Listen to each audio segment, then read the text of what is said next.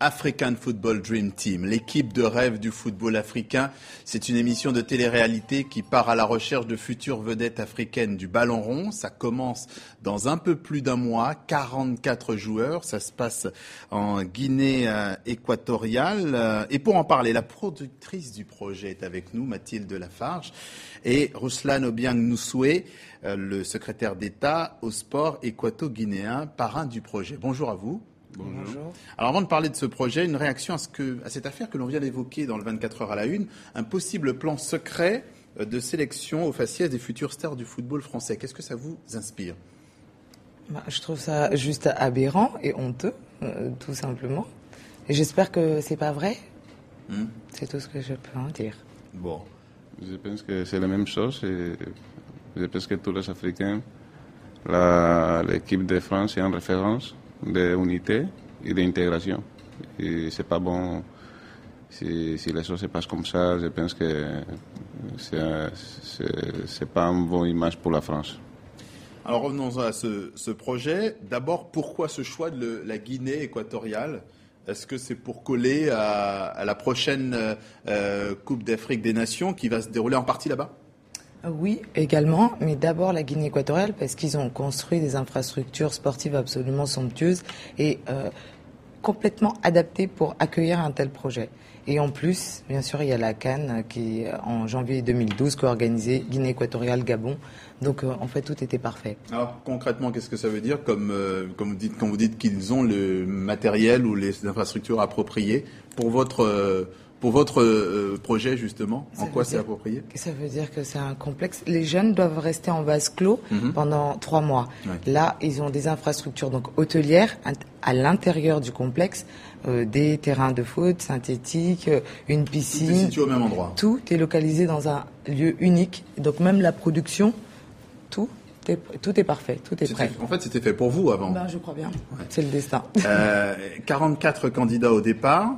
Il en restera 11 normalement après 12 semaines. Exactement, 11 parce que c'est le symbole d'une Afrique unie, 11 joueurs panafricains.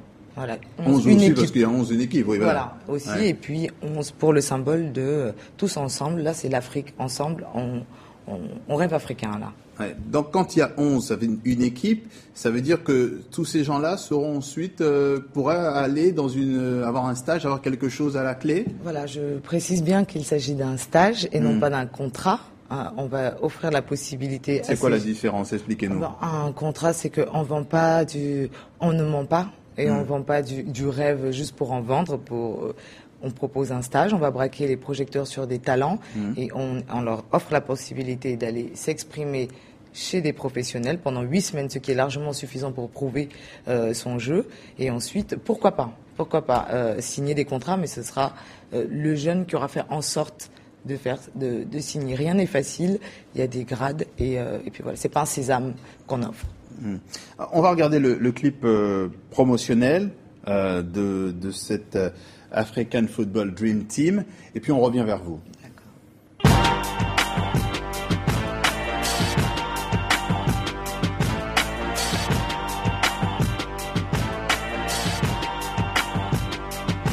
Let's go. Well, all right. Well, all right. Yeah.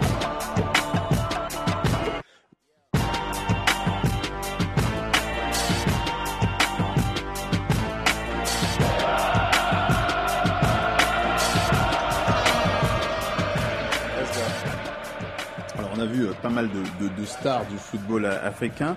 Elles sont toutes derrière vous sur ce projet. Oui, elles ont toutes adhéré parce que au-delà de la personne, là, on est en train de parler d'Afrique. Là.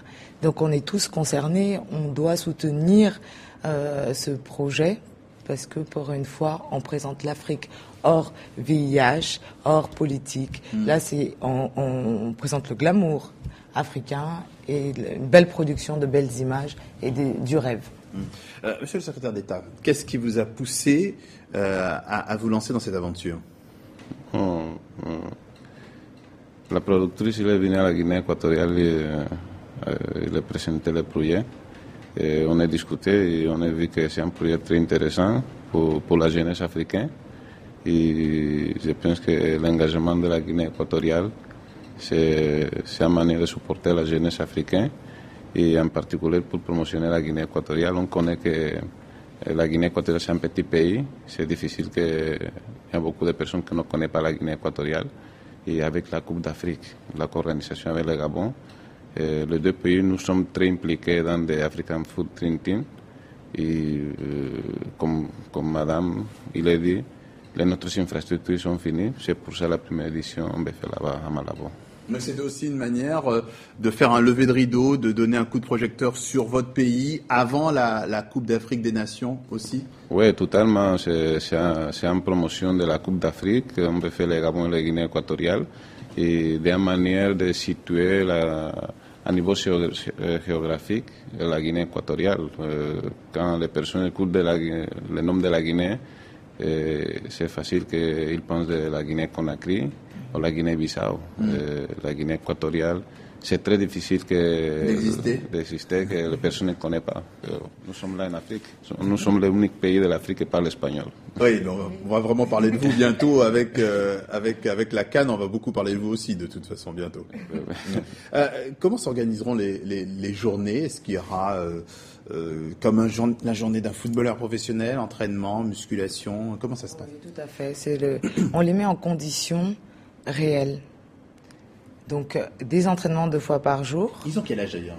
Alors, de 16 à 18 ans, oui, très, très important, 16 à 18 ans. Mais licenciés de football. Donc, un minimum de professionnalisme déjà acquis, en tout cas une ambition claire. Et donc, ils ont des entraînements. Ensuite, nous avons des capsules intégrées au programme, un certain nombre pour dynamiser le programme.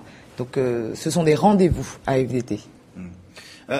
Quel club européen accueillera ces joueurs pour le stage? Parce que ça, c'est pas dit pour l'instant. Alors, oui, parce que c'est pas clôturé complètement, mais c'est en négociation avec l'OM, avec l'OL, avec FC Sochaux, Levante, Villarreal, donc plusieurs clubs. C'est en pourparlers, mais il y aura aucun problème. Il y en aura qu'un qui sera pris ou il y en aura plusieurs? Non, absolument pas. Un minimum de 2 par club. Oui, mais plusieurs clubs seront... Oui, plusieurs clubs. Oui. Très, très rapidement, parce qu'on n'a plus beaucoup de temps, il y a un volet musical, pourquoi? Parce que la musique comme le football, ça nous parle tous, c'est émotif, ça nous parle tous. Et puis là, c'est un programme panafricain, il faut l'accompagner d'une bande sonore panafricaine. Ça va être... La productrice du projet Mathilde Lafarge et Ruslan Nsoué, le secrétaire d'État au sport équato-guinéen, étaient nos invités ce matin. Merci d'être passé par le journal de TV5 Monde. Ainsi s'achève cette édition. D'autres infos à tout moment sur Internet, sur le www.tv5monde.com. Merci, à bientôt.